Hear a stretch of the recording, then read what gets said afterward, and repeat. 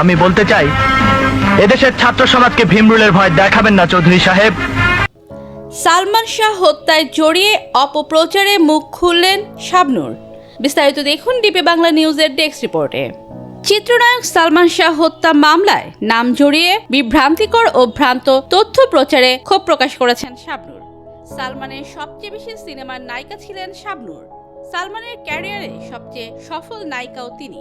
বর্তমানে থাকেন অস্ট্রেলিয়ায়। সেখান থেকেই তার নামে ভিত্তিহীন গুজব ও অপপ্রচারের বিরুদ্ধে সরব হয়ে সবাইকে বিরত থাকার অনুরোধ করেছেন তিনি। নিজের ফেসবুক পেজে এক পোস্টে অভিনেত্রী লিখেছেন, সালমান শাহর অকাল মৃত্যুতে তিনি ব্যক্তিগতভাবে গভীরভাবে ক্ষতিগ্রস্ত হয়েছিলেন। 1996 সালের 6 সেপ্টেম্বর ঢাকার ইস্কটনের ফ্ল্যাটে সালমান শাহর লাশ পাওয়া যায়।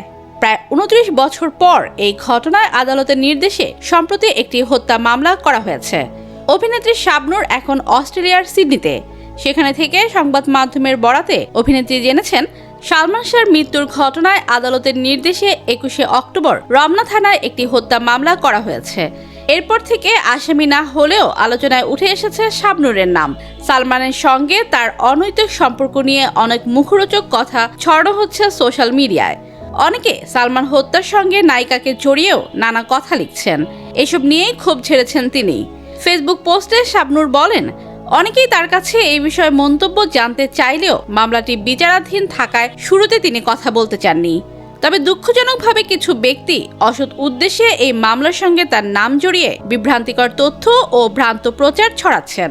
তার ভাষ্য, আমার সম্পর্কে ভিত্তিহীন এসব গুজব ও অপপ্রচারের তীব্র নিন্দা জানাচ্ছি এবং সবাইকে অনুরোধ করছি সত্যতা বিবর্জিত ও ভ্রান্ত তথ্য প্রচার থেকে বিরত থাকুন।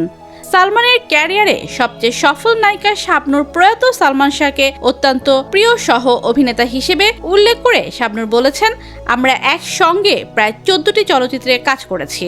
সালমান ছিলেন একজন জনপ্রিয়, অসাধারণ, শক্তিমান এবং প্রতিভাবান অভিনেতা। নিঃসন্দেহে বলতে পারি, তার সঙ্গে কাজ করে আমার চলচ্চিত্র ক্যারিয়ার বিকশিত ও উজ্জ্বল হয়ে উঠেছে। সালমানের মৃত্যুতে ক্ষতিগ্রস্ত হওয়ার কথা জানিয়ে তিনি বলেন, সালমান শাহর অকাল মৃত্যুতে আমি ব্যক্তিগতভাবে গভীরভাবে ক্ষতিগ্রস্ত হয়েছিলাম। আমাদের জুটির সাফল্য একসময় অনেকের ঈর্ষার কারণ হয়ে দাঁড়িয়েছিল। তার মৃত্যুর পর কেউ কেউ হয়তোবা নিজেদের বাঁচাতে উদ্দেশ্যমূলকভাবে আমার সঙ্গে সালমানের সম্পর্ক নিয়ে নানা গুঞ্জন ও বিভ্রান্তি ছড়িয়ে থাকতে পারে।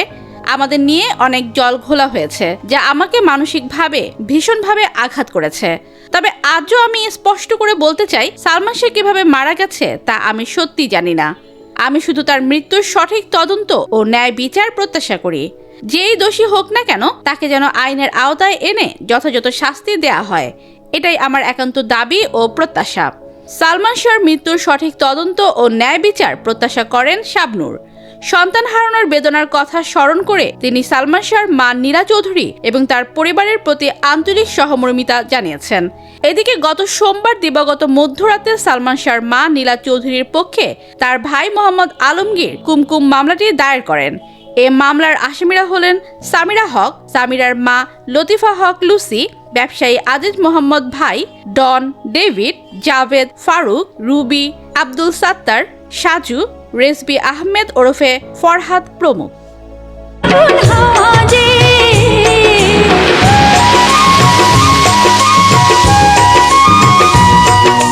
তোমায় পেয়ে পেলাম সারা দুনিয়া।